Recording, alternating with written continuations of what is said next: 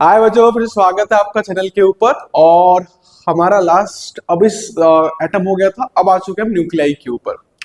तो होप आप लोगों ने जितने क्वेश्चन मैंने कराया तो प्रैक्टिस कर लिए होंगे और आपको अच्छे चैप्टर समझ में आ गया होगा।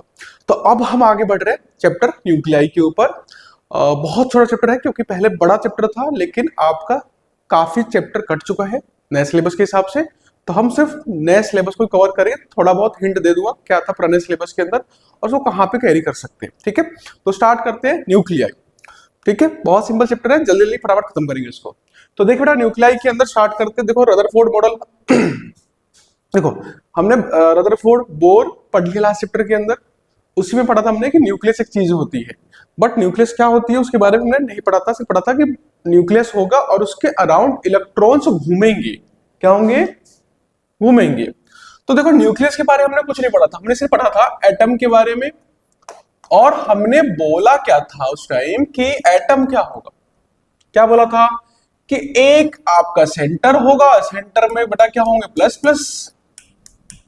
क्या सिंपली मान लो प्लस छोड़ते हैं, अभी सिंपली फोकस करते हैं कि एक हमारा न्यूक्लियस होगा और इस न्यूक्लियस के चारों तरफ अलग अलग ऑर्बिट्स के अंदर क्या घूमते बेटा? इलेक्ट्रॉन्स आपके रोटेट करते हैं।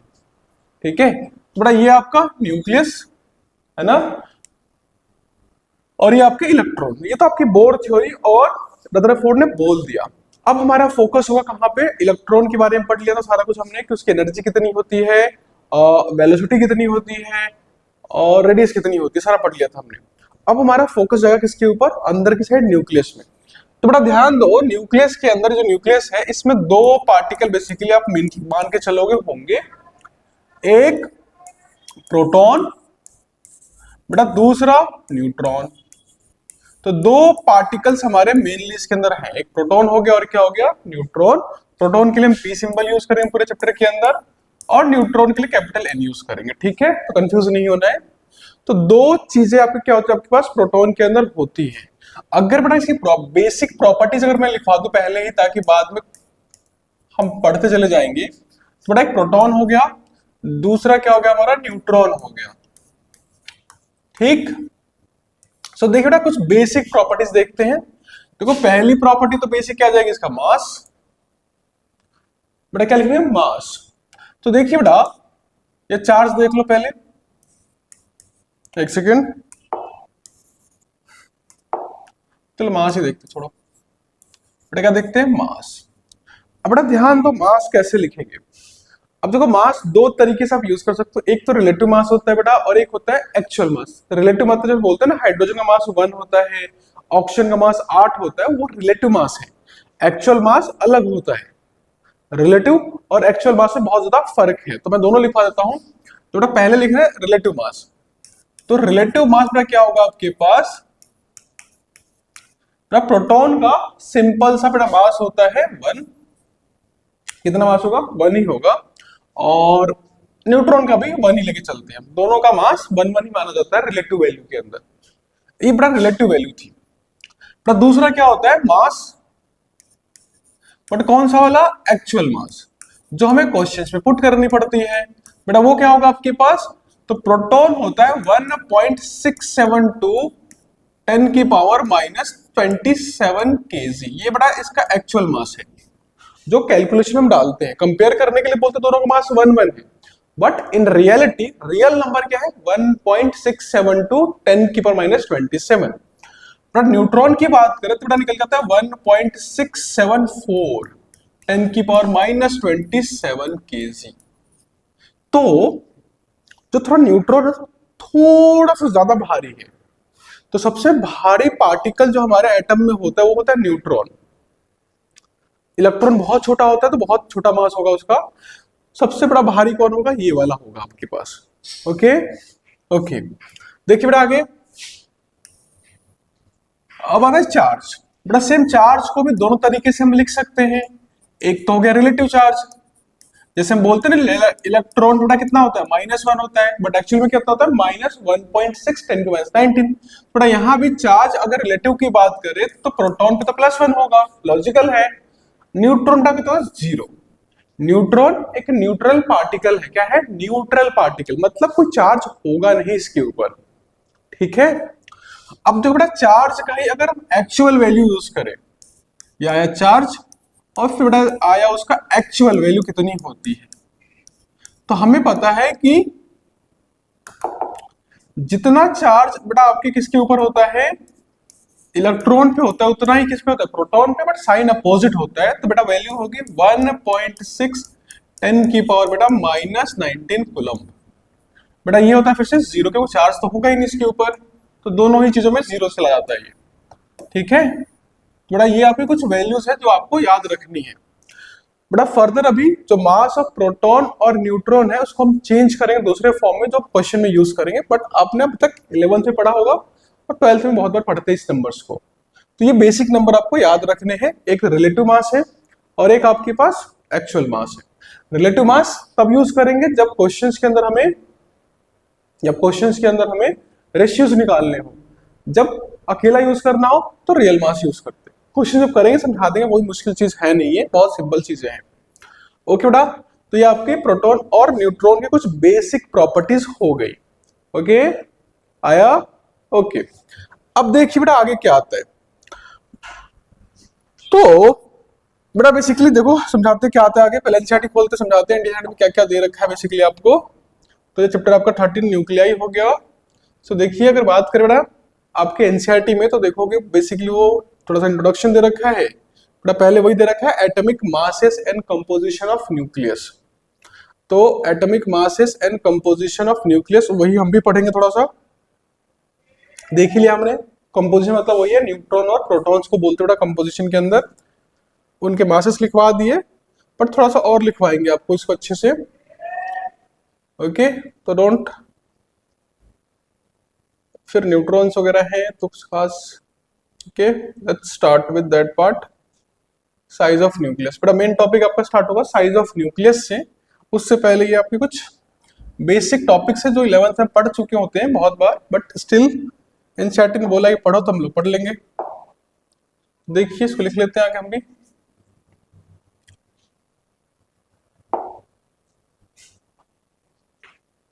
सो बेटा एटॉमिक मासेस एंड न्यूक्लियाई, तो बेटा पहली चीज देखो ध्यान से कुछ, बेटा वो है कि हम मास को नापे कैसे। बेटा मास नापने का मतलब ये होता है कि पहले जब स्टार्ट किया गया था तो उस टाइम तो हमारे पास किसी एक सिंगल एटम का या किसी सिंगल प्रोटॉन को नापने के लिए कोई डिवाइस थी नहीं, क्योंकि बहुत जो टेक्नोलॉजी होती है उनको नापने के लिए बहुत ज्यादा एडवांस टेक्नोलॉजी चाहिए होती है, और 100 साल पहले तो कुछ था ही नहीं ऐसा कुछ। तो उन लोगों ने रिलेटिव मासेस नापे थे। तो देखो वहां पे पढ़ते थे बेटा जिसको बोलते हैं, देखो ध्यान से, पहले से छोड़ो, पहले देखो ध्यान से बेटा, हमारा है सिंबल। बेटा क्या है, सिंबल ऑफ एटम। पढ़ा हुआ बेटा आपने, सिंबल ऑफ एटम में क्या होता है कि आपके पास मान लो एटम क्या है, एक्स एटम है बेटा, यहाँ पे आता है जेड, यहाँ पे क्या आता है ए, है ना, क्या आता है जेड और ए। तो पहले तो बेटा जेड क्या होता है, बेटा जेड को बोलते हैं एटॉमिक नंबर। पढ़ा हुआ है बहुत बार, फिर भी दोबारा पढ़ेंगे चैप्टर में। क्या बोलते हैं बेटा इसको, एटॉमिक नंबर। क्या बुलाते हैं, एटॉमिक नंबर। और ये जेड होता किसके बराबर है बेटा, ये होता है number of protons, number of protons या फिर नंबर ऑफ इलेक्ट्रॉन्स के बराबर किसी एटम के अंदर। बट इलेक्ट्रॉन में ध्यान रखते हैं कि जब इलेक्ट्रॉन बोलेंगे तो हमें ध्यान रखना है कि इलेक्ट्रॉन उस टाइम न्यूट्रल, सॉरी एटम उस टाइम न्यूट्रल होना चाहिए, तब जाके हम इलेक्ट्रॉन की हेल्प से निकाल सकते हैं। नॉर्मली जितने प्रोटॉन्स होंगे आपके किसी एटम के अंदर, वही उसका क्या है, एटॉमिक नंबर कहलाता है, और उसको रिप्रेजेंट करते हैं जेड के सिंबल से। ठीक है,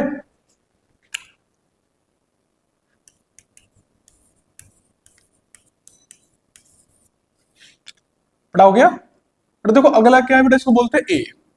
बेटा इसको बोलते हैं मास नंबर। बेटा क्या बुलाते हैं, मास नंबर। बेटा ध्यान रखना, this is called mass number. इसको एटॉमिक मास नहीं बोल रहे, एटम का मास अलग है, इसको मास नंबर बोलते हैं। मास नंबर का सिंबल बताता है, ये होता है आपका सिंबल सा, number of protons plus number of neutrons, number of neutrons. तो प्रोटॉन और न्यूट्रॉन को ऐड करके जो वैल्यू आती है उसको बोलते हैं मास नंबर। इसलिए बोला एटॉमिक मास नहीं है, सिंपल सा एक नंबर है। क्या है, एक नंबर है। तो देखो एटॉमिक मास क्या हो जाएगा आपके पास, प्रोटॉन को बेटा बोला पी से लिख लो, न्यूट्रॉन बेटा एन से लिख लो, तो बेटा A is equal to P plus N हो गया। एक और जो देखो बेटा आपके पास ए है, जो बताया ना प्रोटॉन्स किसके बराबर होते हैं, एटॉमिक नंबर के बराबर होते बेसिकली, तो उसको जेड लिख सकते हैं। तो बेटा इस तरह से अगर मैं एन निकालूंगा तो बेटा क्या आ जाएगा, ए माइनस जेड आ जाता है। तो एक फॉर्मूला ये इंपॉर्टेंट यूज करेंगे कि न्यूट्रॉन्स क्या होता है, सिंपल सा, अगर किसी भी एटम्स मुझे क्या निकालना है, नंबर ऑफ न्यूट्रॉन्स निकालने हैं, तो करना क्या है, मुझे मास नंबर में से माइनस कर देना है किसको, एटॉमिक नंबर को। क्या करना है, मास नंबर में से माइनस कर देना है एटॉमिक नंबर को। यानी तो दोबारा से इसको कि जो नंबर ऑफ न्यूट्रॉन्स होंगे, नंबर ऑफ न्यूट्रॉन्स किसके बराबर होंगे, मास नंबर माइनस एटॉमिक नंबर। ठीक है, मास नंबर माइनस एटॉमिक नंबर, ये हम बहुत बार यूज करेंगे भी। ठीक है, पढ़ा हुआ है आप लोग बहुत बार, कुछ एग्जांपल समझाते हैं आपको। तो बेटा जैसे मान लो आपके पास कार्बन एग्जांपल है, तो बेटा कार्बन का मान लो एटॉमिक नंबर क्या होता है 6, मास नंबर 12 या 14 भी ले सकते हैं, 12 ले लेते हैं। ठीक है, ये आपका। तो बेटा आपके इस तरह से सिंबल से रिप्रेजेंट करते हैं एटम को। इस एटम को देख के आप सारी प्रॉपर्टीज एक्चुअली में लिख सकते हो। बेसिकली क्या है, ये दिखा रहा है कि जो एटॉमिक नंबर बेटा कितना है 6, मास नंबर बेटा कितना हो गया 12, क्योंकि ऊपर लिखा हुआ है। अब हमें पता है कि जितने प्रोटॉन्स होते बेटा उतने, सॉरी, जितना एटॉमिक नंबर होगा, क्या होगा, एटॉमिक नंबर, उतने ही क्या होने वाले, प्रोटॉन्स होने वाले। तो कितने हो गए 6, बेटा इलेक्ट्रॉन्स कितने हो गए 6। तो इस नंबर को देखकर मैं ये भी बता सकता हूं और ये भी बता सकता हूं, प्रोटॉन्स भी और इलेक्ट्रॉन भी। बट एक और चीज ध्यान से सुनो आप, अब चाहिए नंबर ऑफ न्यूट्रॉन्स।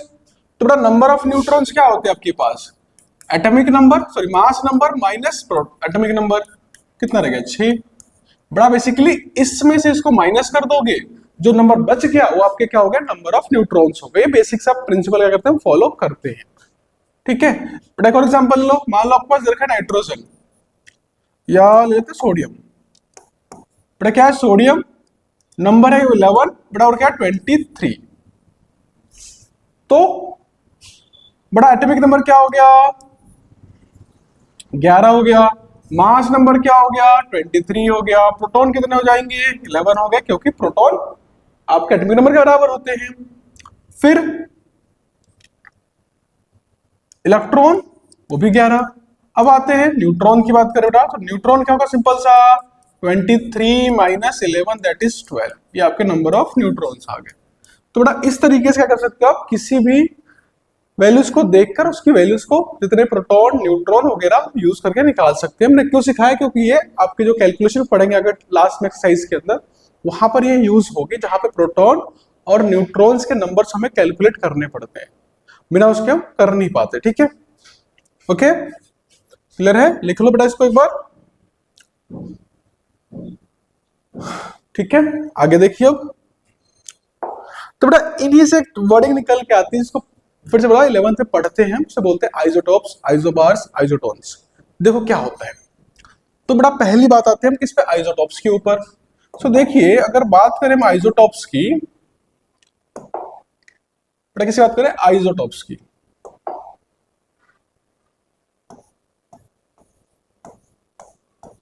थोड़ा है आइसोटोप्स, क्या बुला रहे हैं आइसोटोप्स। तो बड़ा बहुत सिंपल स्टेटमेंट्स होती है इसकी, वो एटम्स, ऐसे एटम्स, कौन से एटम्स, ऐसे एटम्स जिनका एटॉमिक नंबर सेम होगा, दैट इज Z, वो क्या है सेम है, मास नंबर वो अलग हो जाएगा। ये आपका डिफरेंट होता है। तो दो ऐसे एटम जिनका मास नंबर तो अलग है बट एटॉमिक नंबर सेम है। बट ऐसे बहुत कॉमन एग्जांपल्स है हमारे पास, जैसे कि आप अज्यूम कर सकते हो हाइड्रोजन की बात कर लेते हैं आपके पास। तो हाइड्रोजन में देखो बेटा 1 भी मिलता है हमें, हाइड्रोजन 1 2 भी मिलता है, और हाइड्रोजन 1 3 भी मिलता है। अब देखो तीनों के अंदर आपका देखो ये वैल्यू सेम है, दैट इज 1। दिख रहा है ना कि आपका एटॉमिक नंबर तो सेम है तीनों जगह, बट अब वेरी क्या कर रहा है आपके पास ये। तो अगर नीचे वाला बेस वो सेम होना चाहिए। ऊपर वाला अगर वेरी कर जाए तो कहलाएगा बेटा, क्या कहलाएगा, वो कहलाएगा आइसोटॉप्स। अब देखो सब होता क्या, बेसिकली बेटा क्या हो रहा है, क्योंकि z का नंबर 1 है, यहाँ पे कितना है 1 है, और यहाँ पे कितना बेटा 1 है, इसका मतलब प्रोटॉन सेम है, p1 p1। लेकिन अगर मैं न्यूट्रॉन्स को काउंट करूं तो बेटा इसमें से इसको माइनस करके आती है वैल्यू, ऊपर वाले में से नीचे वाले को माइनस करके निकलता है, तो यहाँ तो 0 हो गया, यहाँ 1 हो गया n की वैल्यू, बेटा यहाँ कितनी हो गई, n की वैल्यू 2 हो गई। तो बेटा बेसिकली हो क्या रहा है इसके अंदर, हाइड्रोजन के अंदर, कि कुछ हाइड्रोजन के अंदर प्रोटॉन तो एक ही रहेगा पूरे टाइम, लेकिन न्यूट्रॉन्स की वैल्यू चेंज होती है। किसी हाइड्रोजन में एक भी न्यूट्रॉन नहीं है, किसी में 2 है, किसी में 1 है, तो 0 1 2 न्यूट्रॉन के कम ज्यादा होने की वजह से जो चीजें बनती हैं उसको बोलते हैं, उसको हम बुलाते हैं आपका आइसोटॉप्स। इसका एक और एग्जांपल लिखाता हूं बेटा, वो हो सकता है आपके पास कार्बन ले सकते हो बेटा, 6 12, कार्बन 6 13, कार्बन 6 14। तो बेटा कार्बन के भी बहुत सारे आइसोटॉप्स होते हैं, 2 ही नहीं 3 हो सकते हैं, 4 हो सकते हैं, 5 हो सकते हैं, बहुत सारे हो सकते हैं। बेटा देखो सेम वही लॉजिक कि आपका एटॉमिक नंबर सेम है, दैट मींस अगर एटॉमिक नंबर सेम है दैट इज z की वैल्यू बेटा क्या हो जाएगी 6, z की वैल्यू क्या हो जाएगी 6, z की वैल्यू क्या हो जाएगी 6। बट मास नंबर यहाँ पे 12 है बेटा, यहाँ पे क्या है 13 है, और यहाँ पे क्या है आपके पास 14 है, हो गया ठीक है। बट अगर आप न्यूट्रॉन निकालो, इसमें से इसको माइनस कर दो, 6 न्यूट्रॉन 7 न्यूट्रॉन 8, तो ये बेसिक सा डिफरेंस निकल के आता है आपके पास प्रोटॉन न्यूट्रॉन्स के अंदर। Okay, right it down. ठीक है, आगे देखो बेटा, तो ये तो आइसोटॉप्स समझ में आ गया। अब आता है आइसोबार्स के ऊपर, second one is called isobars.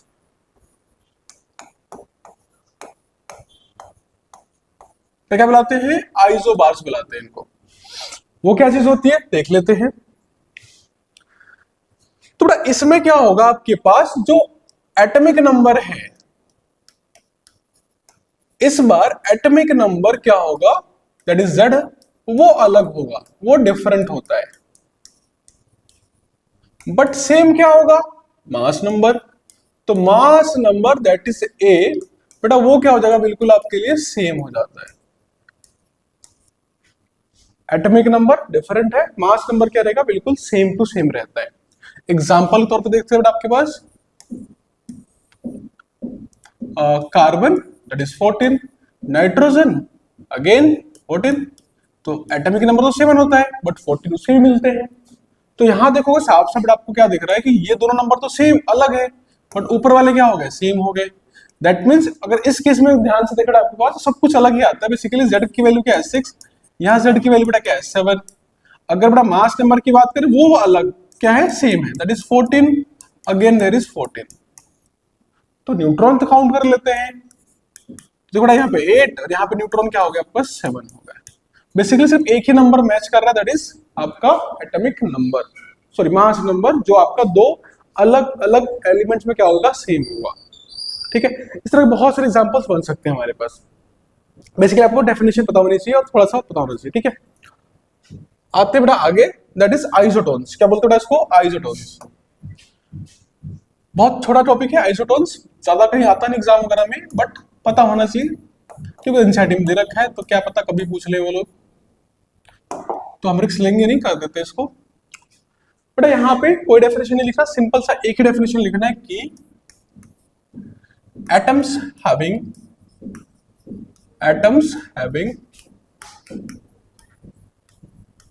same number of protons। बेटा ऐसे एटम जिनके अंदर नंबर ऑफ प्रोटॉन्स क्या होते हैं, बिल्कुल सेम होते हैं। नंबर ऑफ प्रोटॉन्स क्या होंगे, बिल्कुल सेम होंगे। प्रोटॉन्स का मतलब, प्रोटॉन लिख देगा मैंने, सॉरी न्यूट्रॉन्स की बात कर रहे थोड़ा, सॉरी दैट्स माय मिस्टेक।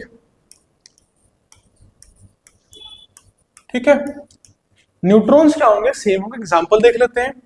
तो इसका एग्जांपल हो सकता है जिसमें न्यूट्रॉन सेम कर लो, तो क्या लिख सकते हो, कार्बन ले लो 614 वाला, और ऑक्सीजन ले लो बेटा 816 वाला। देखो यहाँ पे ना तो एटॉमिक नंबर सेम है ना मास नंबर सेम है, बट सेम क्या है देखो ध्यान से, अगर आप ध्यान रखोगे तो देखो बेटा यहाँ प्रोटॉन्स कितने होने वाले 6, प्रोटॉन कितने होने वाले 8, क्योंकि ये नंबर को प्रोटॉन बोलते हैं। बट आप न्यूट्रॉन निकालूंगा तो इसमें माइनस करके निकालते हैं, ऊपर वाले में से नीचे वाले को माइनस कर दो, क्या निकल गया न्यूट्रॉन निकल गया। तो देखो 14 में से 6 गया 8, 16 में से 8 गया कितना रह गया 8। तो देखो न्यूट्रॉन्स के नंबर क्या निकल जाएंगे, बिल्कुल सेम निकल के आते हैं आपके पास, न्यूट्रॉन्स के नंबर बिल्कुल ही सेम निकल के चले आते हैं आपके।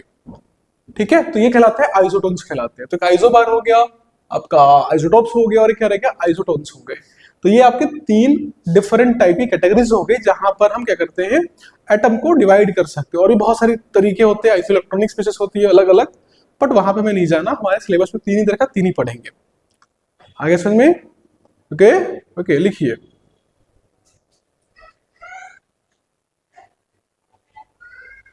ठीक है। आगे देखो आप, तो बेटा ये हमारी बेसिक कुछ प्रॉपर्टीज हो गई।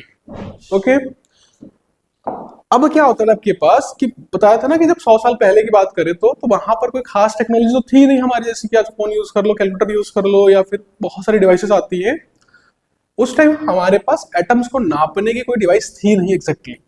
तो वहां क्या करते थे वो, मतलब ऐसे यूज करते थे कि मान लो कि जैसे मान लो क्लास में आपके 10 बच्चे हैं, अब 10 बच्चों में तो किसी की हाइट, अगर मान लो आपके पास हाइट नापने की मशीन नहीं है, तो क्या करते हो आप, सबसे छोटे वाले को बोलते हो सबसे छोटा बच्चा है, ये सबसे बड़ा है, ये इसको बीच वाला, उसको बीच वाला, उसको बीच वाला। आप कंपेयर कर लेते हो, क्या करते हो कंपेयर करते हो। तो वहां भी कंपेयर करके बताया गया कि ये इतना इतना इतना है। तो बड़ा वहां पे बेसिकली यूज करते थे, इसको बोलते थे एटॉमिक मास यूनिट। तो जो मास नापते थे ना, जो मेजरमेंट होता था आपके पास, मेजरमेंट ऑफ एटम, तो बेटा बोला ना मेजरमेंट जो थी उस टाइम होती थी एटम्स की, बेटा वो बेसिकली रिलेटिव वैल्यू होती थी। क्या होती थी? रिलेटिवली, वो कंपेयर करके रिलेटिवली बताया जाता था कि इतना हो सकता है। तो बेटा देखो वहां पे यूनिट यूज करते थे, इसको बोलते थे atomic mass unit, atomic mass unit, इसको बोलते थे AMU शॉर्ट फॉर्म में। क्या बोल रहे आप इसको? AMU बुलाते थे, बाद में इसको कन्वर्ट कर दिया गया, सिंपली बोलते थे U। ठीक है, क्या बोलते हैं? सिंपली U बोलते हैं। तो बेटा इसी में था बेसिकली, यहीं से आता था हमारे पास, जो था ना कि हाइड्रोजन को बड़ा का मान लो 1 मान लो, U लगा लो उसके आगे, ऑक्सीजन बड़ा कितना मान लो 16 मान लो, नाइट्रोजन को कितना मान लो,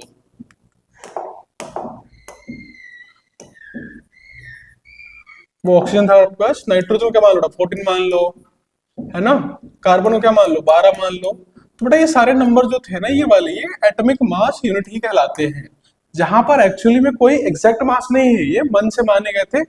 जहां पे हाइड्रोजन को क्या मान लिया गया 1 मान लिया गया, उससे कंपेयर करके बाकी की वैल्यूज को लिख दी गई। तो ये एक्चुअल वैल्यूज नहीं थी, बट कंपेयर करने के लिए काफी थी, और आज भी हम यूज करते हैं इसी को, क्योंकि एक बार लोगों ने पढ़ ली तो उसी को यूज करा जा रहा है। तो आखिर में था कि हाइड्रोजन जैसे बोला ना 1U बोला जा रहा है, बट है कितना वो, उसकी एक्चुअल वैल्यू है क्या? तो देखो बेटा आपके पास कहलाता है, वो कहलाता है डेफिनेशन। तो बेटा देखो बोला क्या गया, 1 atomic mass unit, 1 atomic mass unit is equal to the 1/12 of the mass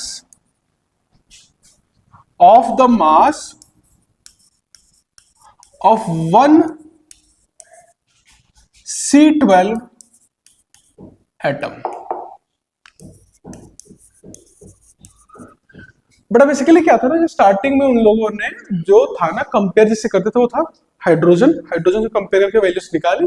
but दिक्कत क्या आती है ना, हाइड्रोजन गैस फॉर्म में होता है, प्यूरिफाई करना, सेपरेट करना बहुत डिफिकल्ट काम था। तो उन्होंने बोला कोई नहीं, हाइड्रोजन को हटाते हैं, उसकी जगह कार्बन यूज कर लेते हैं, क्या करते हैं कंपेयर करने के लिए। मतलब स्टैंडर्ड कंडीशन जो थी आपके पास वो हाइड्रोजन के लिए थी पहले, लेकिन बाद में शिफ्ट कर लिया गया किसकी तरफ, कार्बन की तरफ। तो देखो बेसिकली लॉजिक ये तो था, था तो लॉजिक ये कि 1 U या फिर 1 एटॉमिक मास यूनिट किसके मास था, वो एक हाइड्रोजन का मास के बराबर था। बेसिकली 1 एटॉमिक यूनिट या एटॉमिक मास यूनिट बेसिकली किसके बराबर था, एक हाइड्रोजन एटम के मास के बराबर था। ठीक है, लेकिन बोला ना कि हाइड्रोजन में डिफिकल्टी आ रही थी कैलकुलेशंस करने में या फिर उसको प्योरीफाई करने में, तो उन्होंने क्या किया बेटा आपके पास, उन्होंने बोला कोई नहीं, अब उसे हम कार्बन यूज कर लेते हैं। कार्बन इजीली अवेलेबल होता है, आपका कोयला हो गया, ग्रेफाइट हो गया, तो पेंसिल आप यूज करते हो, डायमंड हो गया, तो ये आसानी से सॉलिड फॉर्म में प्योर कंडीशन में अवेलेबल होती है। तो उन लोगों ने डिफाइन कर दिया किसके अंदर, कार्बन के टर्म्स में। लेकिन देखो हाइड्रोजन तो 1 U के बराबर है, बट कार्बन कितना था, 12 U के बराबर था। इसीलिए क्या बोला उन्होंने कि 1 एटॉमिक मास यूनिट कितना है, कि एक कार्बन 12 क्योंकि कार्बन के अलग अलग आइसोटोप्स होते हैं, तो बोला 12 जो कार्बन 12 होता है ना, उसको अगर 112 से डिवाइड कर दो, सॉरी मल्टीप्लाई कर दो, तो क्या आएगा 1 MU के बराबर भी आएगा। लॉजिकल है आपके पास, क्योंकि कार्बन का मास कितना होता है 12, उसको मल्टीप्लाई कर दो 1/12 से, तो क्या आ गया आंसर, 1 ही तो आ गया। कितना आ गया, 1 आ जाएगा। ठीक है बेटा, इसलिए बोला गया कि 1 एटॉमिक मास यूनिट क्या होगा, 1/12 ऑफ कार्बन के मास के बराबर होगा। ठीक है, ये डेफिनेशन है, कुछ खास आपको यूज नहीं करनी, बट पता होनी चाहिए डेफिनेशन के बारे में। ठीक है, तो देखो बेटा बहुत सालों तक, 100 साल पहले की बात करें तो आपका यही यूज करते चले गए, बट इसमें दिक्कत ये थी कि ये कैलकुलेशन में यूज नहीं करी जा सकती क्योंकि ये मन से मानी हुई वैल्यू है। ठीक है, तो बहुत सालों के बाद जब टेक्नोलॉजी थोड़ी सी डेवलप हो गई, हमारे पास टेक्नोलॉजीज आ गई, तो उस टाइम पहली बार एटम्स का एक्चुअल वेट या एक्चुअल मास नापने की क्षमता हमारे पास आ गई। ठीक है, एक्चुअल वैल्यू आप नाप सकते थे। तो जब एक्चुअली वैल्यू नापने लगे हम लोग, तो पता चला हमें कि हाँ, ये जो हम 1 एटॉमिक मास यूनिट जिसको बुला रहे थे ना, उसकी एक्चुअल वैल्यू कितनी है। तो बेटा देखो उसकी एक्चुअल वैल्यू आपको लिखनी पड़ेगी, देखो लिख लो, क्योंकि मुझे याद नहीं रहती है वैल्यू और यूज होगी भी नहीं कहीं पे, बट लिखने के लिए लिख लो क्योंकि आपको पता होनी चाहिए कि कुछ ऐसी वैल्यू होती है। तो बेटा देखो बेसिकली आपका जो 1 AMU होगा ना बेटा, वो होता है 1.660565 10⁻⁻27 kg। ठीक है बेटा, तो ये एक्चुअली में क्या निकल के आता है आपके पास, कि जो हम एक एमयू बुला रहे थे ना, एक यू बुला रहे थे, वो लगभग इतने के बराबर होती है। तो इससे पता चल रहा है आपको बेसिकली कि जो एक सिंगल हाइड्रोजन होता है ना, वो लगभग इतने के बराबर होता है, इतने ग्राम के बराबर, जिसको हम 1 बोलते हैं। एक्चुअली में 1 कुछ नहीं है, वो एक्चुअली में एक सिंगल हाइड्रोजन का मास हुआ लगभग इसके आसपास हुआ, अप्रोक्स इसी के आसपास निकल के आता है, जो बहुत छोटा सा मास है। आइसोन में एक बहुत छोटा सा मास है जिसको हम यूज करते हैं इसके अंदर। क्लियर है, तो ये आपको पता होनी चाहिए, इसको लिख लो फिर आगे चलते हैं। ठीक है, देखिए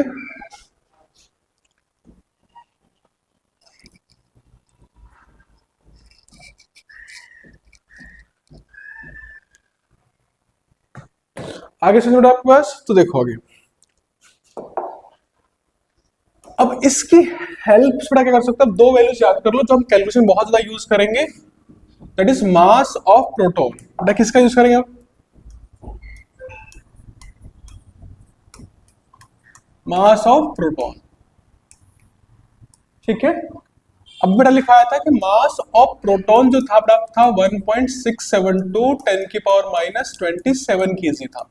बेटा केजी में निकल के आता है किसका, मास ऑफ प्रोटॉन, एमपी लिख लो इसको। बट हमारी जो इस चैप्टर में कैलकुलेशंस करेंगे ना, वहां पे एमयू की सॉरी केजी की जगह हम यूज करते हैं एएमयू। समझा दो क्यों यूज करते हैं, हम यूज करते हैं एएमयू यूज करते हैं। तो बेटा ये वैल्यू निकल के आती है लगभग 1.0078। ठीक है, ये आपको वैल्यू याद रखनी है कि जो मास ऑफ प्रोटॉन बेटा आएगा वो क्या आएगा, इसको लगा दो यू आगे। ठीक है, तो मास ऑफ प्रोटॉन 1.0078 के आसपास निकल के आता है एमयू के टर्म में।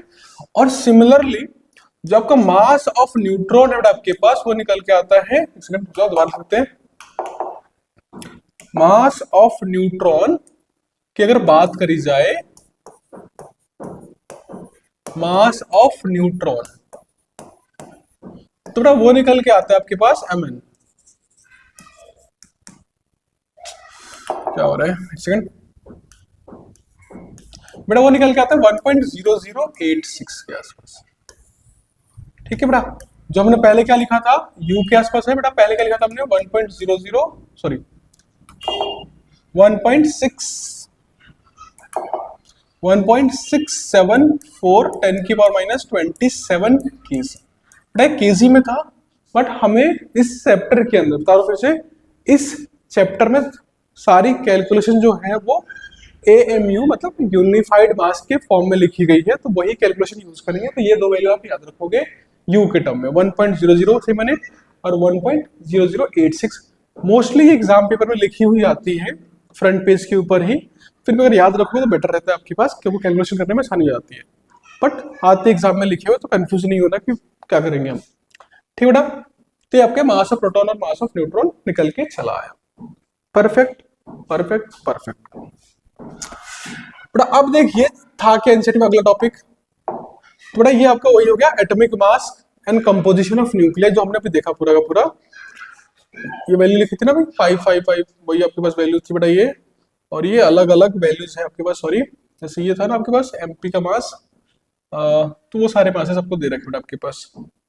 आगे देखिए बेटा आपके पास ये हमारे बेटा वही एटॉमिक नंबर जो हमने पढ़ा अभी, कैसे निकालते हैं मास नंबर एटॉमिक नंबर, वो सारा चीज है जो आपने पढ़ लिया ऑलरेडी बेटा। बाकी अब आते हैं मेन, देखो अब आता है ये टॉपिक है, बोलते हैं साइज ऑफ न्यूक्लियस। बेटा क्या बोलते हैं इसको बेटा, कहलाता है आपको साइज ऑफ न्यूक्लियस कहलाता है। वो हमारा एक इंपॉर्टेंट टॉपिक है, इस पे क्वेश्चन आते हैं एनसीईआरटी में, एग्जाम के अंदर भी आते हैं, अच्छे खासे क्वेश्चन आते हैं। ठीक है, सो सेकंड को अगले पेज पे लिखना चाहिए मुझे।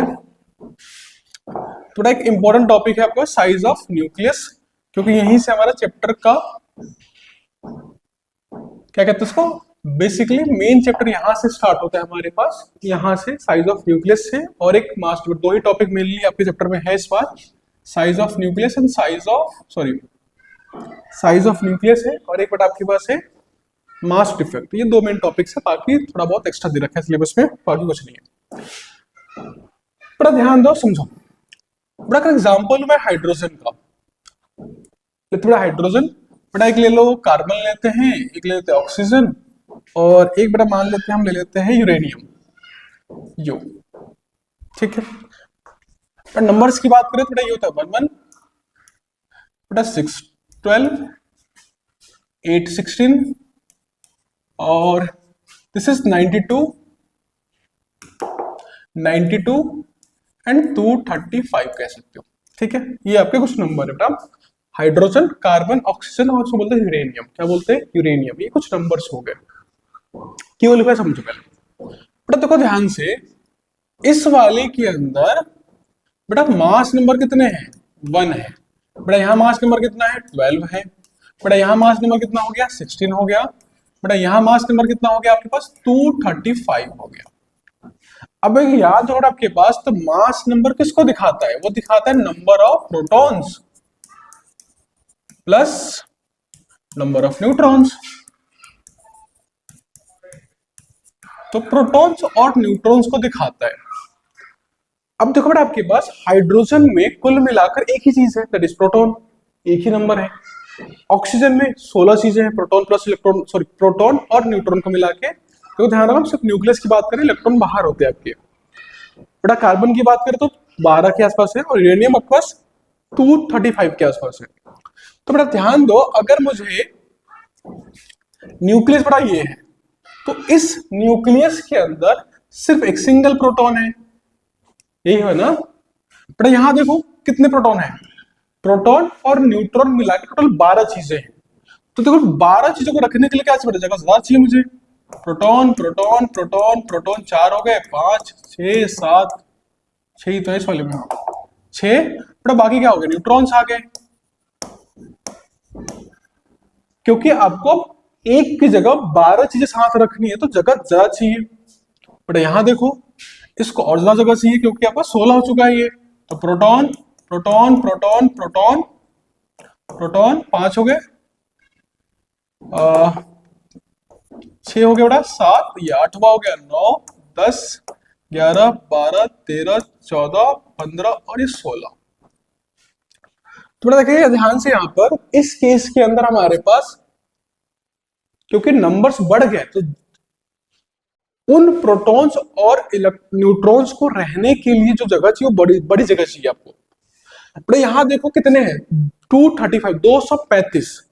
तो इसको तो बहुत बड़ा जगह चाहिए रहने के लिए, और भी बड़ा करना पड़ेगा, तब जाकर इतने सारे फिट हो पाएंगे।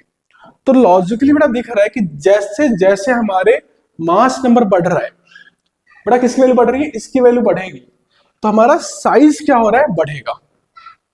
ठीक है, लॉजिकल है कि जितने ज्यादा प्रोटॉन और न्यूट्रॉन होंगे तो उनको रखने के लिए जगह भी ज्यादा चाहिए। अगर जगह ज्यादा चाहिए तो एटम का साइज उतना ही बड़ा हो जाएगा। तो बेटा यहीं से निकल के आता है हमारे पास टॉपिक, कहते क्या है सिंपल सा, कि जो साइज ऑफ न्यूक्लियस है, साइज ऑफ न्यूक्लियस बेटा वो प्रोपोर्शनल है। क्या है, प्रोपोर्शनल है किसके, मास नंबर के। बेटा किसके, मास नंबर के। दिखा भी लॉजिकली कि जितने ज्यादा मास नंबर होंगे साइज उतना फैल जाएगा। अब आता है बेटा आपके पास को फॉर्मूले में कन्वर्ट करते हैं। तो देखो साइज को नापते हैं वॉल्यूम के अंदर। क्या नापते हैं बेटा, वॉल्यूम के अंदर। जैसे बैलून है ना, बैलून में जितनी ज्यादा बेटा हवा भर दो उतना फैलेगा। या फिर जब आप दीवार क्या कहते हैं इसको, होली के टाइम क्या करते हो आप, बैलून जब पानी भरते हो तो जितना पानी भरोगे उतना फैलेगा। तो बेटा वही यहाँ पे भी वही है कि हम बैलून का वॉल्यूम नापते हैं, नापते हैं वॉल्यूम, कितना पानी भर गया उसके अंदर। तो सेम यहाँ पे क्या नापेंगे, वॉल्यूम नापेंगे। तो बेटा देखो ध्यान से आप अज्यूम कर लेते हैं कि जो हमारा ये एटम है, सॉरी न्यूक्लियस है, ये एक न्यूक्लियस हुआ। तो इसका सेंटर होगा और इसकी रेडियस होगी आर, ये तो हुआ। अगर ये न्यूक्लियस है तो इसका एक सेंटर होगा, और सेंटर से क्या नाप लोगे, रेडियस नाप लोगे। तो बेटा आर क्या है यहाँ पे, रेडियस ऑफ न्यूक्लियाई है, रेडियस ऑफ न्यूक्लियस है बेटा ये। ठीक है, सिंपल सा रेडियस किसका, न्यूक्लियस का। ओके, और बेटा ए मान लेते क्या इसका मास नंबर है, जो भी एटम है उसका मास नंबर ए है यहाँ पे। सो देखिए बेटा यहाँ पे, तो अगर इसका मुझे वॉल्यूम निकालना, क्या निकालना पड़े, वॉल्यूम निकालना पड़े। तो बेटा वॉल्यूम कितना होता है, बेसिकली हम अज्यूम क्या कर लेंगे बेटा, सुन लो पहले लिख लो एक चीज। बेटा हम अज्यूम कर लेंगे सिंपल सी चीज, क्या अज्यूम कर लोगे, सिंपल सा कि जो हमारा न्यूक्लियस है, देखो ये अजम्पशन है, मे बी सही हो सकता है गलत भी हो सकता है, बट किसी को पता नहीं आज तक। बट अजम्पशन ये मान के चलेंगे हम कि जो न्यूक्लियस होगा वो स्पेरिकल होगा। तो क्या मान के चल रहे हैं कि न्यूक्लियस इज स्पेरिकल। ठीक बेटा, न्यूक्लियस कैसा है, स्पेरिकल है। ठीक, अगर न्यूक्लियस स्पेरिकल है तो बेटा उसका वॉल्यूम कितना हो जाएगा, बेटा उसका वॉल्यूम होगा propose equal to 4/3 pi are cube. बेटा ये होता है वॉल्यूम ऑफ न्यूक्लियस। तो देखो साइज को वॉल्यूम से नाप रहे हैं, तो बेटा यहाँ पे क्या आएगा कि 4/3 pi are cube is proportional to किसके बेटा, मास नंबर के। किसके प्रोपोर्शनल हो गया, मास नंबर के। तो बेटा दिख रहा है यहाँ पे साफ साफ कि ये तो कांस्टेंट होते हैं। अगर ये कांस्टेंट्स हैं तो सिर्फ आर क्यूब बेटा क्या रह गया, प्रोपोर्शनल टू ए रह गया। हमें सिर्फ प्रोपोर्शनल तो देखना है, तो आर क्यूब जो होगा वो प्रोपोर्शनल किसके हो गया, ए के। तो बेटा आर क्या हो जाएगा, प्रोपोर्शनल टू ए की पावर 1/3, क्योंकि हमने क्या कर दिया, दोनों को क्यूब कर दिया। तो रेडियस जो होगा न्यूक्लियस का प्रोपोर्शनल होगा 1/3 किसका, मास नंबर का। बेटा करते क्या है यहाँ पे, इसको हटाते हैं और इस लगाते हैं कांस्टेंट, बेटा इसको लिखते हैं आर नॉट से। तो बेटा ये आपका रिलेशन हो गया, जहां पे ये रेडियस हो गई ऑफ न्यूक्लियस जो हमें निकालनी है, बेटा कहलाता है कांस्टेंट वैल्यू होती है। बेटा क्या होगा आपके पास, मास नंबर हो गया। क्या हो गया, मास नंबर। अब बेटा ये आर नॉट है ना, इसकी वैल्यू फिक्स होती है लगभग 1.2 10 की पावर -15 मीटर, या बेटा इसको बोल सकते हैं 1.2 फर्मी एफएम। बेटा -15 को बेटा बोलते हैं फर्मी। तो ये आपकी वैल्यूज हो गई, दिख रहा है। तो हमें बेसिकली ये फॉर्मूला याद रखना है, इसको लिखो फिर हम आगे चलते फटाफट।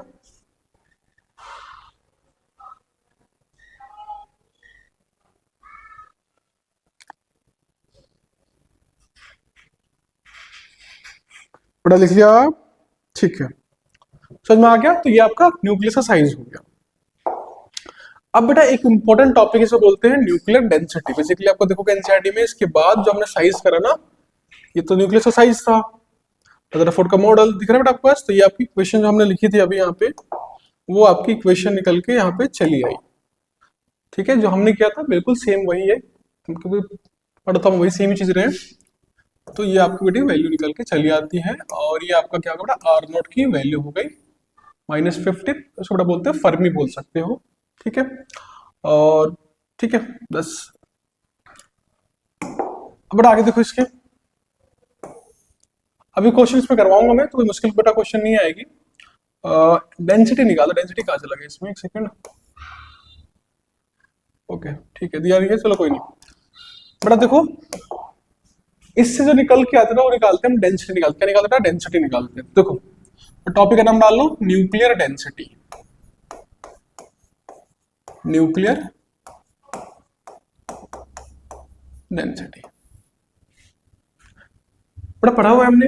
अगर किसी भी चीज की जो डेंसिटी निकालनी हो, क्या निकालना हो? डेंसिटी। तो हमें पता है कि डेंसिटी का मतलब क्या होता है आपके पास, डेंसिटी होता है क्या, मास अपॉन वॉल्यूम। क्या निकालना पड़ेगा मुझे? मास को डिवाइड करना पड़ेगा वॉल्यूम से। तो बेटा देखिए फिर से, मान लीजिए ये आपका न्यूक्लियस है, दैट इज योर न्यूक्लियस। हो गया। दो चीज बेटा, मानो इसकी रेडियस कितनी है, आर ले लेते हैं, कैपिटल आर। बेटा इसका मास नंबर क्या ले लेते हैं, ए ले लेते हैं। ए क्या होगा मास नंबर। ओके, ये कुछ हमारे फैक्टर्स हो गए। अब इधर आइए, तो देखो आपके पास अगर मुझे क्या चाहिए, डेंसिटी निकालने किसकी, न्यूक्लियस की, तो मुझे क्या चाहिए, मास। किसका मास? पूरे न्यूक्लियस का। मैं पे लिख रहा हूं कि डेंसिटी जब निकालने जाऊंगा तो क्या लिखूंगा, टोटल मास ऑफ न्यूक्लियस, कि टोटल कितना मास है न्यूक्लियस का। अब बेटा डिवाइड किससे कर देंगे, उसको डिवाइड कर देगा volume of nucleus. Volume of nucleus. ठीक है, कोई मुश्किल है नहीं। अब ध्यान दो आपके पास, बेसिकली इस न्यूक्लियस में है क्या, प्रोटॉन्स हैं और साथ में न्यूट्रॉन्स हैं। क्या है बेटा, प्रोटॉन्स और साथ में क्या है, न्यूट्रॉन्स है। तो जो मास होगा न्यूक्लियस का, वो किसके बराबर होगा, प्रोटॉन का मास प्लस न्यूट्रॉन्स का मास। तो हम यहाँ पे छोटा सा अजम्पशन लेते हैं, क्या लेते हैं, थोड़ा सा अजम्पशन लेते हैं। बेटा क्या अजम्पशन ले रहे हैं हम छोटा सा यहाँ पे, कि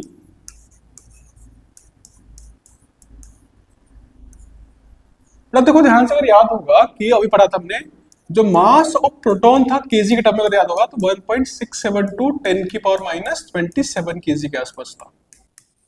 और बेटा एमिन की बात करें तो लगभग वो क्या था, 1.674 के आसपास था। ठीक है, तो देखो बेटा लगभग दोनों वैल्यू बिल्कुल सेम ही तो है, कोई फर्क तो है नहीं ज्यादा, लगभग वैल्यूज क्या है, सेम है। तो हम क्या मान लेंगे यहाँ कैलकुलेशन के अंदर कि m mass of proton, mass of neutrons. बेटा क्या कह रहे हैं, m, इसी वैल्यू को मान लो, किसी एक वैल्यू को उठा लो। हमने बोला कि मास ऑफ प्रोटॉन और मास ऑफ न्यूट्रॉन्स लगभग क्या है, सेम ही है। लगभग क्या है, सेम ही है। तो हम उसको सेम मान के चल लेते हैं। क्या मान लेते हैं, दोनों का मास लगभग क्या है, सेम है। क्लियर है, थोड़ा सा फर्क है, बट हम यहाँ पे अजम्पशन ले रहे हैं कि दोनों का मास लगभग क्या है, सेम ही है, कोई ज्यादा डिफरेंस है नहीं है। ओके, और उस मास को किससे लिख लेंगे, हम m से लिख लेंगे। क्या लिख लेंगे, मास। ये बड़ा क्या है, mass of one nucleon. Nuclear मतलब होता है आपके पास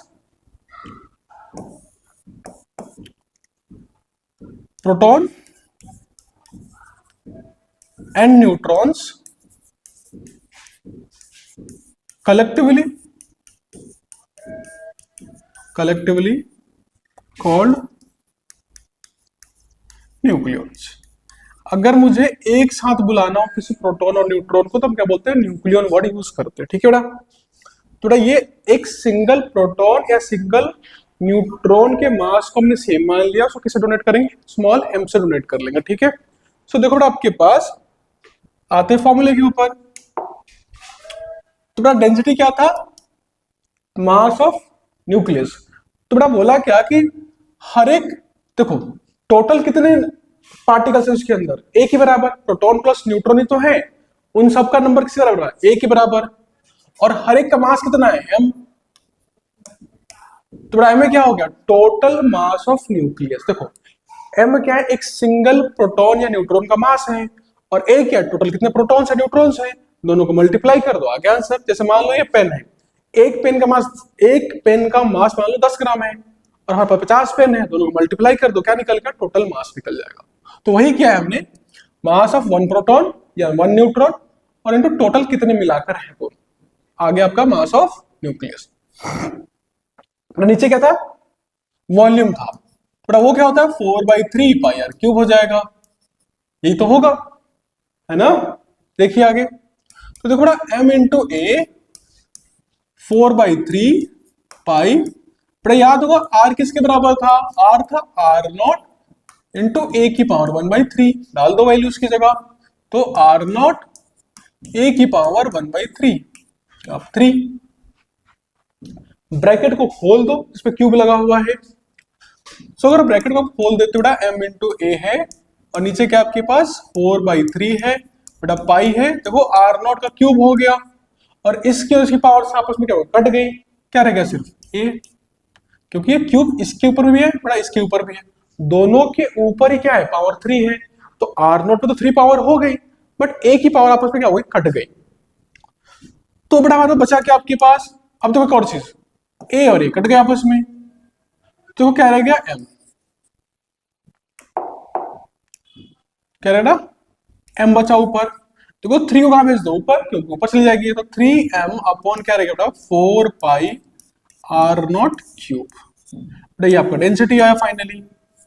अब है क्या मेरे इस फॉर्मूले में डेंसिटी जो निकल के चला आया, ये सारी वैल्यू कांस्टेंट है, पूरी की पूरी वैल्यू बेटा क्या होती है, कांस्टेंट निकल के आती है। ये जो पूरी वैल्यू क्या है, वो कांस्टेंट वैल्यू पूरी की पूरी, क्योंकि m की वैल्यू फिक्स है, 4 पाई फिक्स है, r0 भी क्या है, फिक्स है। अब इस फॉर्मूले में अगर मैं हाइड्रोजन का वो क्या निकालने जाऊं, डेंसिटी, ऑक्सीजन का निकालने जाऊं, यूरेनियम का निकालने जाऊं, तो कुछ डालना ही नहीं है, क्योंकि सब कुछ वैल्यू तो पहले से पता है हमें। तो ये बेटा क्या निकल के आता है आपके पास, लगभग निकल के आता है, वैल्यू देख लेते हैं एक बार कैलकुलेशन। ठीक है, तो बेटा ये लगभग सॉल्व करते हैं ना, सॉल्व नहीं करना आपको, बस थोड़ा बहुत याद रखना है। 2.30 10 की पावर 17 kg पर मीटर क्यूब, बेटा ये वैल्यू ये निकल के चली आती है, और ये बेटा बहुत ज्यादा डेंसिटी एक्चुअली में। अगर आपको ध्यान होगा, हमारी जो वाटर की डेंसिटी होती है ना, डेंसिटी ऑफ वाटर अगर निकालने जाओगे ना, कितने होता है, 1000 होती है, बेसिकली 10 की पावर 3 होती है kg पर मीटर क्यूब। अब सोचो डेंसिटी जो वाटर की 10 की पावर 3 है, बट इसकी कितनी 10 की पावर 17 है, तो एक्चुअली में न्यूक्लियस बहुत ज्यादा ही डेंस्ड होता है, बहुत छोटे में बहुत ज्यादा मास पड़ा हुआ है। और ये डेंसिटी आप बेटा कंपेयर कर सकते हो किसकी, न्यूक्लियस की, आपके सन से।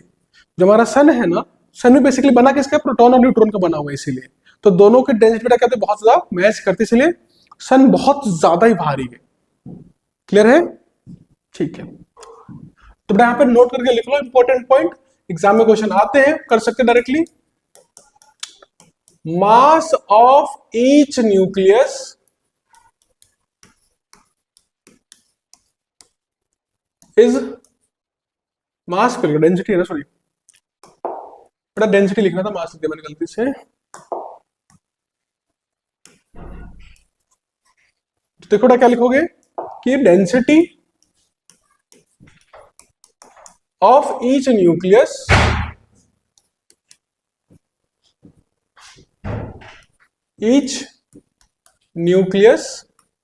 Is same. तो हर एक न्यूक्लियस की या हर एक एटम की डेंसिटी बेटा क्या रहेगी, सेम रहेगी, चाहे ऑक्सीजन हो, हाइड्रोजन हो, यूरेनियम हो, सोडियम, पोटेशियम, रुबिडियम, तो भी मान सकते हो बेटा, सबकी डेंसिटी क्या होती है, बिल्कुल सेम होती है, ये कॉमन प्रॉपर्टी है।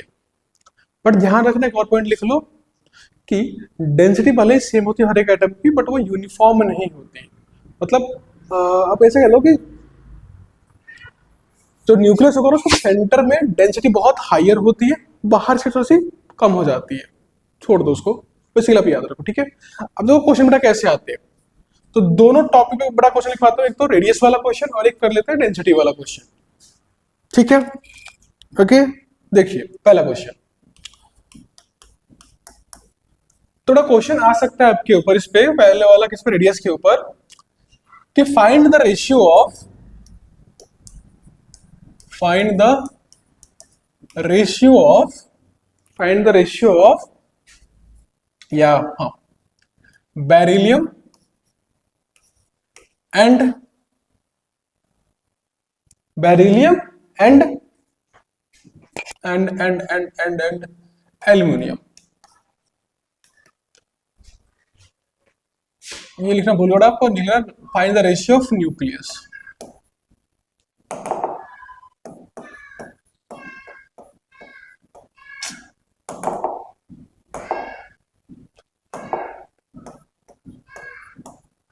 क्या निकालना था आपके पास, दो एटम आपके पास दे रखे हैं, बेरिलियम और एल्युमिनियम, इन दोनों एटम्स के न्यूक्लियस का रेशियो निकालना है, ठीक है। बेटा साथ में आपको वैल्यू गिवन होती है नॉर्मली हमेशा, कि इसका एटॉमिक नंबर बेटा 4 है, मास कितना है 9, बेटा इसका मान लो, इसका होता है लगभग 13, और बेटा ये होता है आपके पास 27 के आसपास, ठीक है। ये आपकी वैल्यूज गिवन होती हैं। इसको एक से रुक जाओ, छोटी सी गड़बड़, ये बेटा 8 हुआ, ठीक है, क्या होगा 8, ठीक है। तो क्या हुआ, तो बेटा बेसिकली आपको दो एटम दे रखे हैं, बेरिलियम 4 और 8, बेटा दूसरा क्या दे रखा है आपके पास, एल्युमिनियम क्या दे रखा है आपके पास 13 और 27। निकालना क्या, दोनों का रेशियो निकालना है, किसका, न्यूक्लियस का। तो देखो ध्यान से बेटा, रेडियस का बेसिकली, तो देखो बेटा पहले ले लेते हैं, तो आर का बड़ा फॉर्मूला क्या है, आर नॉट ए की पावर बड़ा 1/3 लिखा आएगा, फॉर्मूला में पता ही है पहले से। तो पहले निकालते हैं बेरिलियम के लिए, देखो आर किसका, बीई का, बेटा किसके बराबर होगा, आर नॉट, बेटा यहां क्या डालेंगे, उसका मास कितना है 8, तो डालो 1/3, बेटा सिंपल से निकालो, आर एल्युमिनियम का, सॉल्व मत करना, रेशियो निकालना, काट देंगे आपस में, बेटा ये हो जाएगा आर नॉट, बेटा मास कितना है 27, वो डाल दोगे आप सिंपली, बेटा क्वेश्चन में वैल्यूज गिवन होगी, फॉर्मूला लिखो और उनके वैल्यूज डाल दो, अब इनका रेशियो निकाल लो, बेटा क्या हो गया, आर नोट कट गया आपस में। अब देखिए क्या रहेगा बेटा आपके पास, R beryllium upon R aluminium, बेटा किसके बराबर हो गया, देखो दोनों के ऊपर ही क्या है 1/3 है, तो आपको पता होगा आपके पास 8 की पावर 1/3 कितनी होती है, वो 2 होती है, बेटा किसका होता है 3 का होता है, तो आंसर क्या रहेगा 2:3 रहेगा। ये सिंपल सा क्वेश्चन आता है आपके पास, आपको वैल्यूज गिवन होगी, आपको सिर्फ मास नंबर से मतलब है, वो पुट कर दो, रेशियो निकालो, आर नॉट कैंसिल आउट हो जाएगा, ये आपका डायरेक्टली क्या आ जाएगा, रेशियो निकल के चला आएगा। ओके, आया समझ में, और भी करेंगे इन छठे में क्वेश्चन में वहां पे, ठीक है, इसको देख लो अच्छे से। अब देखो डेंसिटी वाला क्वेश्चन, किस पे करता हूं, डेंसिटी वाला। So question number 2, find the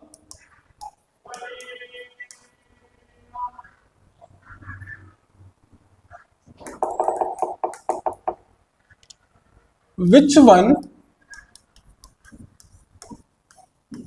will have higher density, which one will have higher density। मान लो दो ऑप्शन दे रखे हैं हमारे पास, कार्बन 6, 12, यूरेनियम 92, 235। बताना है कि इन दोनों में से ज्यादा डेंसिटी किसकी होगी। तो बहुत सारे जगह अगर आपके पास की करते हैं भारी है तो डेंसिटी ज्यादा होगी इसकी, ऐसा नहीं है। अभी लिखवाया था कि भले ही एटम कोई भी हो, हमें कैलकुलेशन करनी ही नहीं इसके अंदर। बड़ा साफ साफ क्या लिख दोगे कि both will have same density. बड़ा बेसिकली क्वेश्चन आपका एमसीक्यू के अंदर आएगा, 4 ऑप्शन दे रखे होंगे, आप ये वाला ऑप्शन टिक कर दोगे, सिंपल सा कि दोनों की डेंसिटी क्या होगी, सेम होगी, क्योंकि फॉर्मूला हमारा आया था उस तरह से। तो डायरेक्टली आपको आंसर में डेंसिटी सेम कर देनी, कोई कैलकुलेशन नहीं, कुछ नहीं। पिछले वाले में कैलकुलेशन थी बट इसमें कोई कैलकुलेशन नहीं होगी, तो इजीली आप कर सकते हो। Okay good. आया समझ बेटा। अब बात करें नेक्स्ट टॉपिक से बोलते हैं न्यूक्लियर फोर्स। बेटा क्या बुलाते हैं? Nuclear force. तो देखिए बेटा क्या होता है।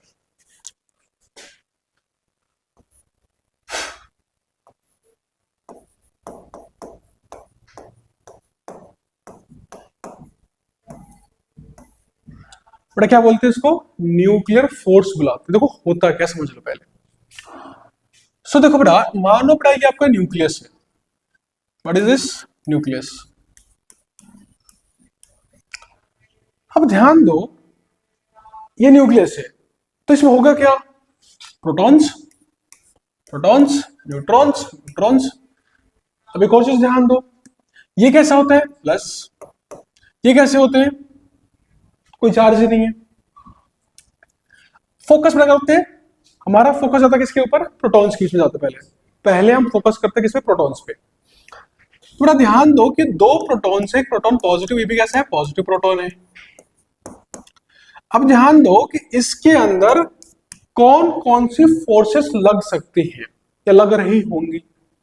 तो देखो प्रोटॉन्स में मास होता है, तो मास के होने की वजह से दोनों के बीच में क्या लगेगा? ग्रेविटेशनल फोर्स लग रही होगी। और ग्रेविटेशनल फोर्स बेटा कैसी होगी? अट्रैक्टिव फोर्स होगी। तो बेसिकली पहली बेटा फोर्स कौन सी लग रही है? अट्रैक्टिव फोर्स लग रही है।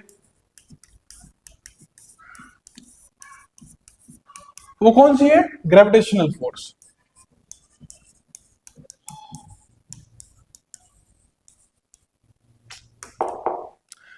क्या कहलाएगा आपका? ग्रेविटेशनल फोर्स कहलाता है।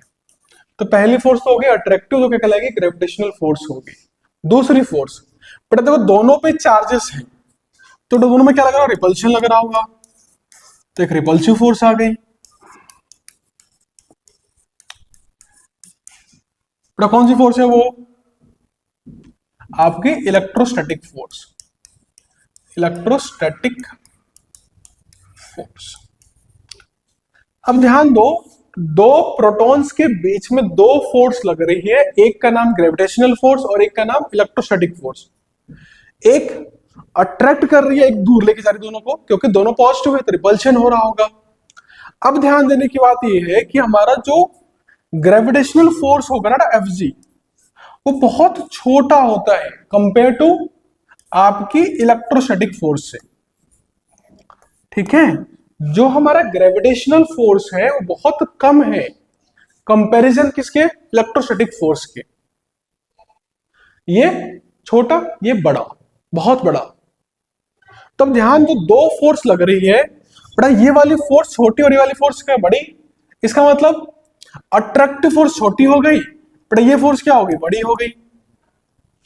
मतलब दो प्रोटॉन्स के बीच में नेट लग क्या रहा है? रिपल्शन लग रहा है। क्या लग रहा है? रिपल्शन। तो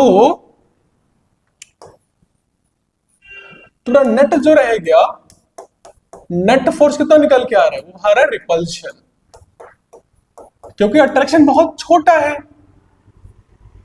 है ना। अब आप ही बताओ, अगर हमारा रिपल्शन बहुत ज्यादा है, अट्रैक्शन कम है, तो क्या दो प्रोटॉन साथ में रह सकते हैं? नहीं रह सकते। सोच कर देखो, अगर रिपल्शन बहुत ज्यादा हो रहा है तो प्रोटॉन साथ में रह सकते हैं? नहीं रहेंगे, वो दूर चले जाएंगे, है ना। साइंटिस्ट ने भी ये सोचा कि अगर दो ही तो फोर्स थे हमारे पास, अब अगर ये दोनों रिपल्शन हो गया तो होगा क्या? लेकिन हमारे न्यूक्लियस के अंदर ये जो प्रोटॉन्स है वो साथ रह रहे, क्या रह रहे? साथ रह रहे। अब दिमाग घूम रहे लोगों का, साइंटिस्ट होगा कि आखिर में ऐसे कैसे हो सकता है कि फोर्स दो है और दो फोर्स के रहते हुए प्रोटॉन्स दूर रहने से दूसरे क्या होने चाहिए? एक दूसरे से बहुत दूर होने चाहिए। बट इन रियलिटी बेटा क्या है? वो पास रह रहे, साथ में रह रहे हैं न्यूक्लियस, प्रोटॉन्स आपस में, प्रोटॉन न्यूक्लियस के अंदर प्रोटॉन साथ रह रहे हैं। इसका मतलब न्यूक्लियस के अंदर प्रोटॉन्स के बीच में अट्रैक्टिव फोर्स ज्यादा है, रिपल्सिव फोर्स क्या है? कम है। बट अट्रैक्टिव कौन लाके दे रहा है? ग्रेविटेशन। वो तो छोटा सा है। तो साइंटिस्ट बोला, फिर लगता है हमें, क्या उनको लगा या लॉजिकल है कि कोई तीसरी फोर्स भी होगी, जो कैसी होगी? अट्रैक्टिव होगी, और जो क्या होगी? आपके इलेक्ट्रोस्टैटिक फोर्स से भी ज्यादा पावरफुल होगी। तभी जो इलेक्ट्रोस्टैटिक फोर्स रिपेल कर रहे हैं ना, वो उसके अगेंस्ट काम करके क्या करती है, उन दोनों को साथ रखती है। समझ में आ गया? लॉजिकली दो प्रोटॉन साथ में नहीं होने चाहिए, वो रिपल्शन लगता है। अगर साथ में रह रहे मतलब कोई और फोर्स भी लग रही है जो उन दोनों को पास में रखती है, ठीक है, उस फोर्स को बोलते हैं न्यूक्लियर फोर्स। तो साइंटिस्ट ने बोला कि एक नया फोर्स ले होगा, क्योंकि बिना उसके पॉसिबिलिटी नहीं है कि दो साथ में रहेंगे, बट उस नए फोर्स को उन्होंने नाम दिया न्यूक्लियर फोर्स। अब देखो नाम तो दे दिया, बट हमें उसके बारे में कुछ ज्यादा पता है नहीं कि वो है क्या, फॉर्मूला क्या होता है उसका, क्या क्या प्रॉपर्टीज हो सकती है, वो बहुत कम पता है हमें। हमें ऑब्जर्वेशन पता है, बट उसकी एग्जैक्ट फॉर्मूले हमें नहीं पता, क्योंकि हमने यहाँ पे सिर्फ कंडीशन को देखकर मान लिया। तो बेटा क्या मानेंगे यहाँ पे कि एक और अट्रैक्टिव फोर्स है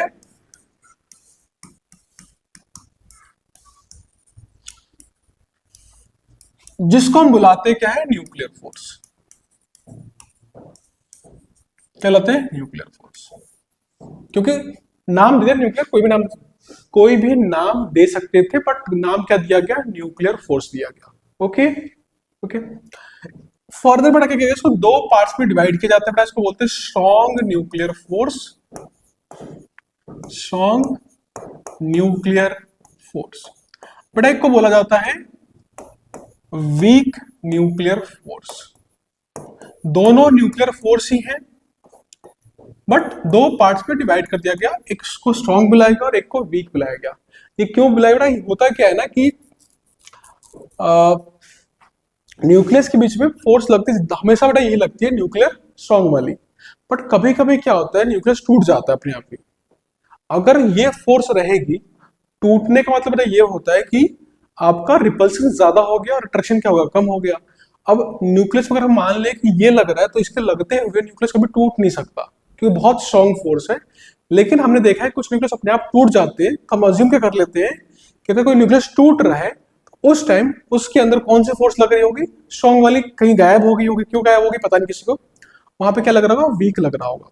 बेसिक बेसिक समझ लो, इतना सा क्लियर है कि न्यूक्लियस के बीच में फोर्स न्यूक्लियस के अंदर प्रोटॉन के बीच में एक फोर्स लगती है, उसको बोलते हैं न्यूक्लियर फोर्स। ठीक है, देखो यहाँ पे डेफिनेशन लिखा देता हूं यहाँ पे दोबारा से।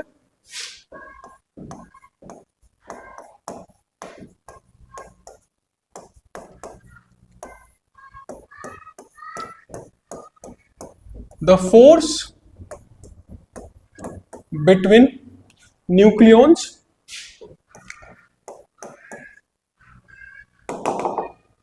क्या बुलाएंगे, न्यूक्लियॉन्स, मतलब proton and neutrons, proton and neutrons. ठीक है, तो जो फोर्स प्रोटॉन और न्यूट्रॉन के बीच में लग रही है उसे बोलते हैं न्यूक्लियर फोर्स। कुछ इसकी प्रॉपर्टीज देख लो जो हम ऑब्जर्व कर पाए हैं अब तक। इसके फॉर्मूले हमें नहीं पता, बट कुछ प्रॉपर्टीज हमने एक्सपेरिमेंट कर करके ऑब्जर्व कर लिया कि कैसी हो सकती है। तो पहली चीज, तो सबसे पहला इंपॉर्टेंट पॉइंट बेटा ये है, स्ट्रॉन्गेस्ट फोर्स इन नेचर, कि पूरे यूनिवर्स के अंदर तो टोटल हमारे पास चार फोर्स हो गए। एक हमारे पास क्या होगा आपके पास, strong nuclear, weak nuclear, electrostatic, और एक बेटा आपके पास ग्रेविटेशनल फोर्स। हम दोनों को साथ पढ़ रहे हैं, ये तो दोनों है ना, इनको भी साथ में पढ़ रहे हैं न्यूक्लियर फोर्स के रूप में। तो दोनों ही क्या होते हैं, बाकी से बहुत ज्यादा ही क्या होते हैं, पावरफुल होते हैं। तो सबसे ज्यादा पावरफुल फोर्स ये होती है। अगर बेटा रेशियो भी निकालो ना, ग्रेविटेशनल फोर्स का, इलेक्ट्रिक फोर्स का और न्यूक्लियर फोर्स का, तो बेटा रेशियो निकल के 1:10⁻16, 10⁻18। ग्रेविटेशनल फोर्स बहुत ज्यादा ही वीक होती है, उससे कहीं ज्यादा 10⁻16 टाइम्स ज्यादा पावरफुल कौन होती है, इलेक्ट्रोस्टैटिक फोर्स, और लगभग 10⁻18 टाइम्स ज्यादा पावरफुल कौन होती है, न्यूक्लियर फोर्स। तो न्यूक्लियर आपके पास इलेक्ट्रोस्टैटिक से भी बहुत ज्यादा पावरफुल होगी, पहला पॉइंट। दूसरा,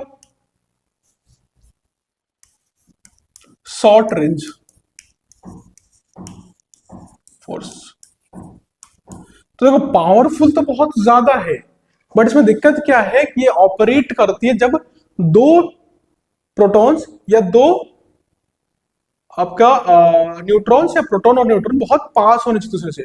अगर थोड़े से भी दूर चले गए अट्रैक्शन नहीं लग सकती। जैसे आपने देखा होगा कि दो मैग्नेट देखे होंगे, मैग्नेट्स अगर लेकर आओ, पास रखोगे अट्रैक्शन लगती है, पर दूर करने में अट्रैक्शन नहीं लगती, तो उसकी भी रेंज बहुत कम होती है। उससे कहीं छोटी रेंज बेटा किसकी होती है? इसकी होती है। तो बेसिकली इट ऑपरेट्स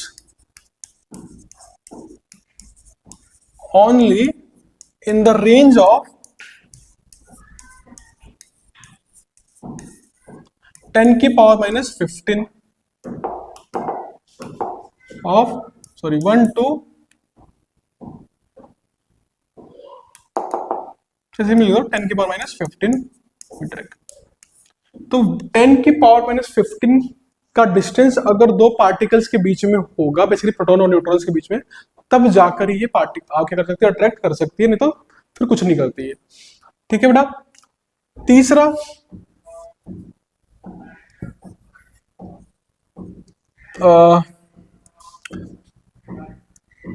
बेटा देखो, इसमें आता है रिलेशन बिटवीन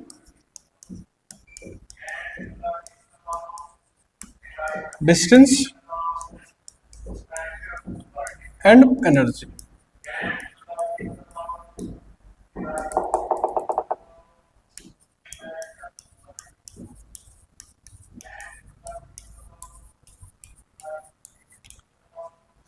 तो बेटा देखो, हमेशा क्या होता है, जब भी ना किसी दो पार्टिकल में फोर्स लगेगी, जब भी फोर्स होगी तो वहां पे पोटेंशियल एनर्जी तो होगी। जैसे बड़ा मैंने लास्ट चैप्टर पढ़ा था इलेक्ट्रॉन्स में, इलेक्ट्रॉन सर्कल में घूमते एनर्जी होती है, मतलब सॉरी, इलेक्ट्रॉन न्यूक्लियस के पास होते हैं तो दोनों में क्या लगता है? अट्रैक्शन लगता है, तो एनर्जी होती है। ग्रेविटी हमें अट्रैक्ट करे, हमारी भी एनर्जी होती है। सिंपल पढ़ा था हमने कहाँ पे? मैग्नेट्स के अंदर के मैग्नेट के पास रखो तब एनर्जी होती है। तो अगर कहीं भी फोर्स लगे तो एनर्जी होगी। तो इसका ग्राफ इंपॉर्टेंट ग्राफ बनता है। ग्राफ कुछ ऐसा बन के आता है आपके पास, देखो ध्यान से। बेटा मान लो आपकी पोटेंशियल एनर्जी दिखा रहा है, तो मान लो जीरो को दिखा रहा है, ध्यान रखना जीरो है, फिर वैल्यूज माइनस के अंदर होगी। बेटा ये क्या आपके पास? आर है। तो देखा गया आपके पास कि अगर जब दो न्यूक्लियस ना, बेटा मान लो एक प्रोटॉन यहां पर है, एक प्रोटॉन यहां पर है, मतलब आर की वैल्यू बहुत बड़ी हो, आर की वैल्यू बड़ी हो बेसिकली, तो दोनों में कोई फोर्स लगेगी नहीं। जब फोर्स नहीं लगेगी तो एनर्जी क्या होती है? जीरो होती है। तो ग्राफ बेटा स्टार्ट होता है बिल्कुल यहाँ पे, यहां से। तो बड़ा ग्राफ ऐसे स्टार्ट होगा,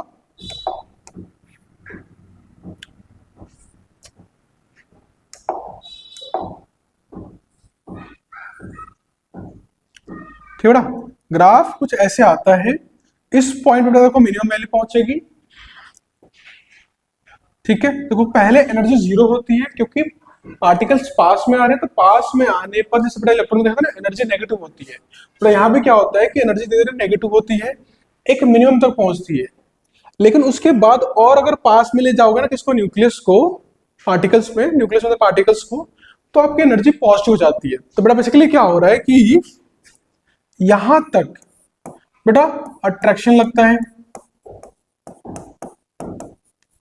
बट इसके बाद ये वाला जो दिखा रहा है यहां से लेकर यहां तक, ये आपका बन जाता है रिपल्शन।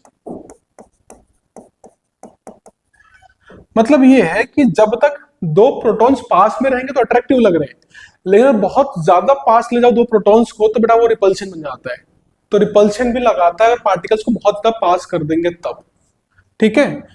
बड़ा जहां पर दिख रहा है ना सबसे कम एनर्जी होगी, तो नॉर्मली दो प्रोटॉन्स के बीच की डिस्टेंस इतनी सी होती है, न ज्यादा न कम। उधर जाने में नुकसान, इधर जाने में क्या है? नुकसान है आपके पास, ठीक है। ग्राफ याद रखना आपने। तो ये हो गया बड़ा चौथा, बड़ा इसे बोलते हैं independent of charge, independent of charge. तो जो आपका न्यूक्लियर फोर्स है ना बेटा, वो चार्ज पे डिपेंड नहीं करती, क्योंकि देखो ध्यान से, ये आपका न्यूक्लियर फोर्स प्रोटॉन्स को भी अट्रैक्ट कर रही है आपस में, प्रोटॉन न्यूट्रॉन को भी करती है और न्यूट्रॉन न्यूट्रॉन को भी करती है। अब ये तो चार्जेस है, बट न्यूट्रॉन में चार्ज तो होता ही नहीं है, तो ये जो फोर्स है वो चार्ज पे डिपेंड नहीं करती है, ठीक है। और एक बार last point, non central force. जैसे हमने पढ़ा था ना अब तक कि ग्रेविटेशनल फोर्स क्या होती है, सेंट्रल फोर्स होती है। मतलब अगर मान लो एक बॉडी ये है, एक बॉडी ये है, तो ग्रेविटी बेटा क्या होती है, दोनों बॉडी के सेंटर के बीच में लगती है। ठीक है, मास 1 है बेटा, मास 2 है, पढ़ते भी हम ग्रेविटी जब पढ़ाते हैं आपको, ये सेंट्रल फोर्स होती है ग्रेविटेशनल फोर्स, बट ये नॉन सेंट्रल फोर्स है, ये बॉडी के सेंटर पे एक्ट नहीं करती है। ये कुछ प्रॉपर्टीज बेटा किसकी हो गई आपके पास, न्यूक्लियर फोर्स की। इसकी लिख लो स्टेटमेंट्स, फिर आते हैं आगे। तो कहां स्टार्ट किया था हमने, इसको लिख लो एक बार, अगला पेज।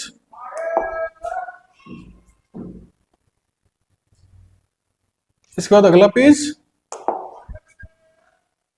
तो आज के लिए इतना ही, और अब पढ़ेंगे नेक्स्ट लेक्चर के अंदर हमारे पास रहेगा 2 टॉपिक, मास डिफेक्ट और आपका रह गया एक बाइंडिंग एनर्जी पर का एक ग्राफ है जो बहुत इंपॉर्टेंट ग्राफ है, उसके ऊपर ही पढ़ते हैं हम न्यूक्लियर फिजन और न्यूक्लियर फ्यूजन। तो सब कैरी ऑन करेंगे नेक्स्ट लेक्चर के अंदर, साथ में उसके न्यूमेरिकल्स भी करेंगे क्योंकि चैप्टर बहुत छोटा सा ही है, और खत्म करेंगे। ठीक है, धन्यवाद, इसको अच्छे से रिवाइज कर लेना और फिर नेक्स्ट लेक्चर में मिलते हैं।